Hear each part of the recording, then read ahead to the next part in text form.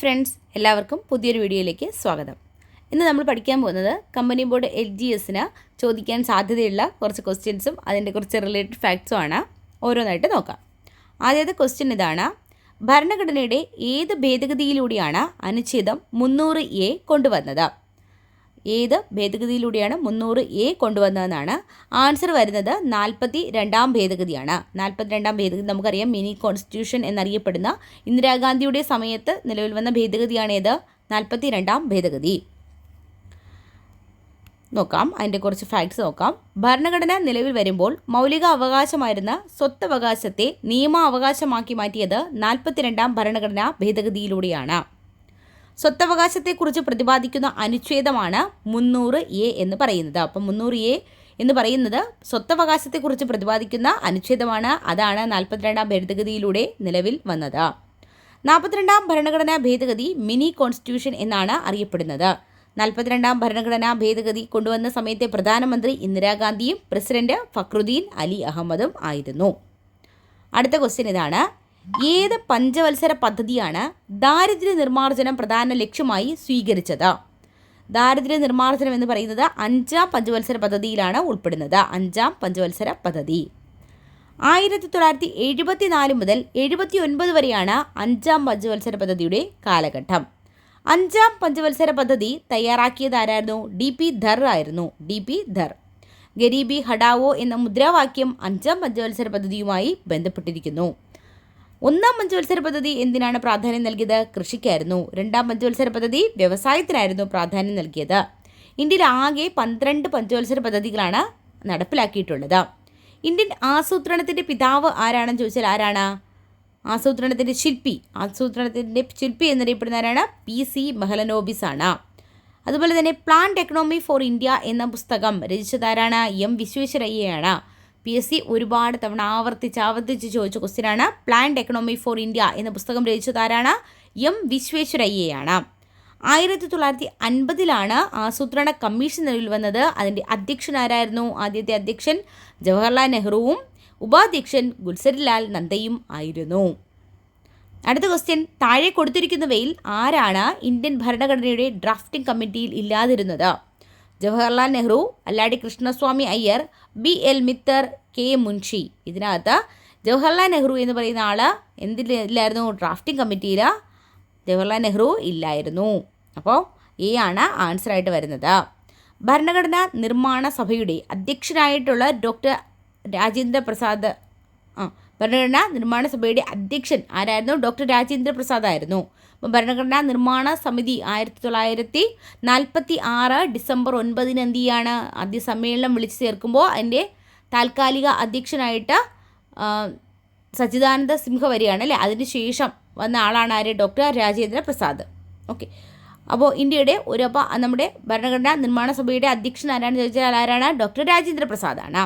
ഇന്ത്യക്ക് ഒരു ഭരണഘടനാ അസംബ്ലി എന്ന ആശയം 1934 മുന്നോട്ട് വെച്ച വ്യക്തി ആരാണെന്ന് ചോദിച്ചാൽ അത് MN റോയ് ആണ്. MN റോയ്. ഭരണഘടനാ നിർമ്മാണ സഭയുടെ സെക്രട്ടറി ആരായിരുന്നു?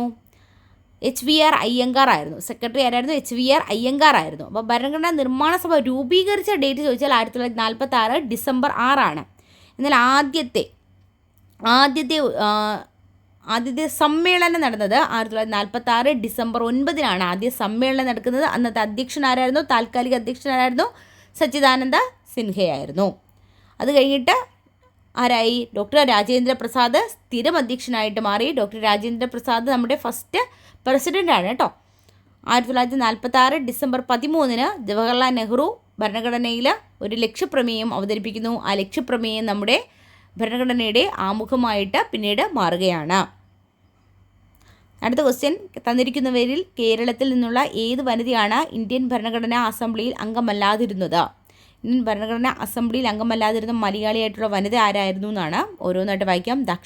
ദാക്ഷായണി വേലായുധൻ, അമ്മു സ്വാമിനാഥൻ, അക്കമ്മ ചെറിയൻ, ആനി മസ്ക്രീൻ. അപ്പോൾ ഇതിനകത്ത് കറക്റ്റായിട്ടുള്ള ആൻസർ വരുന്നത് അക്കമ്മ ചെറിയനാണ്. ഭരണഘടനാ നിർമ്മാണ സഭയിൽ മദ്രാസ് പ്രവിശ്യയെ പ്രതിനിധാനം ചെയ്ത ഏക ദളിത് വനിത ആരായിരുന്നു? ദാക്ഷായണി വേലായുധനായിരുന്നു. Central legislative assembly, constituent assembly, ഇടക്കാല പാർലമെൻറ്റ്, ലോക്സഭ, രാജ്യസഭ എന്നിങ്ങനെ ഇന്ത്യൻ പാർലമെൻറ്റ് ചരിത്രത്തിലെ എല്ലാ സംഭവങ്ങളിലും അംഗമായ ഏക മലയാളി വനിതയാണ് അമ്മു സ്വാമിനാഥൻ. ആരാണ്? അമ്മു സ്വാമിനാഥൻ. തിരുവിതാംകൂറിലെ ജവാൻ ഓഫ് ആർക്ക് എന്നറിയപ്പെട്ടിരുന്ന മലയാളിയാണാര്? അക്കമ്മ ചെറിയാൻ. ഭരണഘടനയുടെ കരടുരേഖയിൽ ഒപ്പിട്ട മലയാളിയായിട്ടുള്ള വനിതയാണ് ആനി മസ്ക്രീൻ. ഓക്കെ, അടുത്ത ക്വസ്റ്റ്യൻ ഇതാണ്. 1857 കലാപകാലത്ത് ഇന്ത്യയിലെ ബ്രിട്ടീഷ് ഗവർണർ ജനറൽ ആരായിരുന്നു? ആൻസർ കാനിങ് പ്രഭു ആയിരുന്നു. കാനിങ് പ്രഭു ആയിരുന്നു. 1857 ഇന്ത്യയിൽ കലാപം നടക്കുന്ന സമയത്ത് ഗവർണർ ജനറൽ ആരായിരുന്നു? കാനിങ് പ്രഭു ആയിരുന്നു. 1857 മെയ് 10 മീററ്റിലാണ് കലാപം പൊട്ടിപ്പുറപ്പെട്ടത്. 1857 മെയ് 10 മീററ്റിലായിരുന്നു കലാപം പൊട്ടിപ്പുറപ്പെട്ടത്. ഡൽഹി പിടിച്ചെടുത്ത കലാപകാരികൾ അവസാനത്തെ മുഗൾ ചക്രവർത്തിയായ ബഹദൂർ ഷാ രണ്ടാമനെ ഇന്ത്യയുടെ ചക്രവർത്തിയായിട്ട് പ്രഖ്യാപിച്ചു. 1857 കലാപകാലത്തെ ആദ്യ രക്തസാക്ഷി എന്നറിയപ്പെടുന്ന ആരായിരുന്നു? മംഗൾ പാണ്ഡെ ആയിരുന്നു. മംഗൾ പാണ്ഡെ 34ാം തദ്ദേശീയ കാലാൾപ്പടയുടെ 6ാം കമ്പനിയിലാണ് സേവനമനുഷ്ഠിച്ചിരുന്നത്. ഗറില്ല യുദ്ധമുറകൾക്ക് പ്രസിദ്ധമായ കലാപ നേതാവ് ആരായിരുന്നു? താന്തിയ തോപ്പിയായിരുന്നു. 1857 കലാപത്തിന് ഝാൻസിയിൽ നേതൃത്വം നൽകിയത് ഝാൻസി റാണി ലക്ഷ്മി ഭായി ആയിരുന്നു. യഥാർത്ഥ പേരെന്ന് പറയുന്നത് മണികർണിക എന്നായിരുന്നു. മണികർണിക. ബീഹാറിലെ ജഗദീഷ്പൂരിൽ കലാപത്തിന് നേതൃത്വം നൽകിയത് ആരായിരുന്നു?